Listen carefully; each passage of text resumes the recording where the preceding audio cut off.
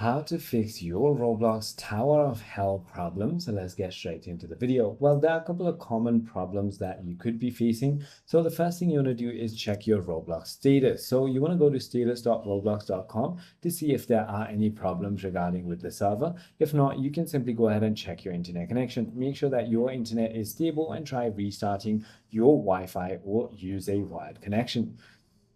If that doesn't work, you want to try restarting your Roblox and your device, close the app completely, and simply go ahead and open it back. If you're on a PC, you can simply press Windows plus R and type %temp percentage and then delete all the folders inside of it, which will delete all the corrupted data issues. If that is not the case, you want to check if there are any pending updates on your Microsoft Store or App Store. Or if nothing works, you want to simply try uninstalling and reinstalling the application, or even contact roblox.com/support. I hope this video clarifies everything for you. If you have further more queries, feel free to comment down below and I'll see you on the next one.